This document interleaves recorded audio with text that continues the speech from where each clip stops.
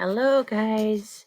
So, if you remember when we first learned about what a variable was, the definition we learned was a letter or symbol that represents an unknown value. And so we've been using the letters, right, as variables. Well, today we're going to use symbols. So here's my example for you. I thought today it was appropriate to use the Capitol building and an American flag. So the Capitol building is worth 6. If you look right over here, I don't know if you can see that. Hang on one second. So if you look right here, the Capitol building is worth 6, right? And the American flag is worth 3. So I just want you to remember we've learned a lot about how we put these things together and what it means. So I want you to think about what does it mean when we put two variables right next to each other? What's the operation happening? Is it addition, subtraction, multiplication, or division?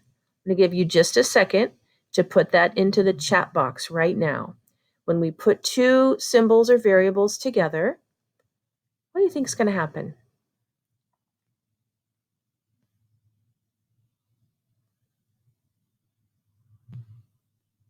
I hope everybody's had a chance to type something into that chat box. So when we have two things together, it means to multiply. So that means that we have 6, because that's the Capitol building, times 3, which is the flag, and that would equal 18. Okay? All right, let's look at the next one. What does it mean when we have a slash between two variables? When one of the variables is a little bit on top or to the left side, and then we have a slash, and then we have the second variable kind of down below or to the right. Give you a couple seconds to type that into the chat box. Are we adding, subtracting, multiplying, or dividing?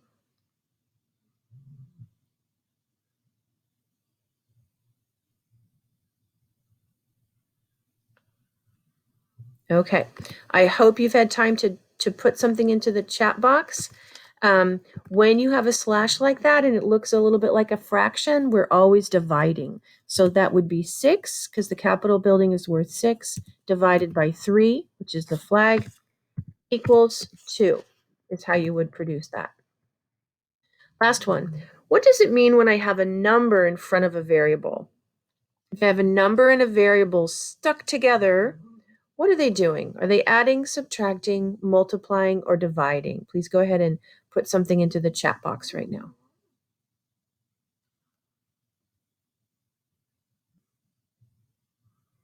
Okay, I don't know if you guys can hear, my dog is snoring next to me. Okay, so it means to multiply. So in this case, we would have 4 times the flag is worth 3, and that would equal 12.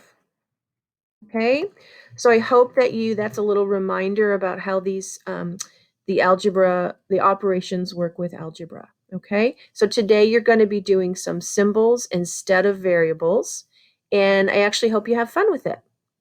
Okay, and I will see you soon.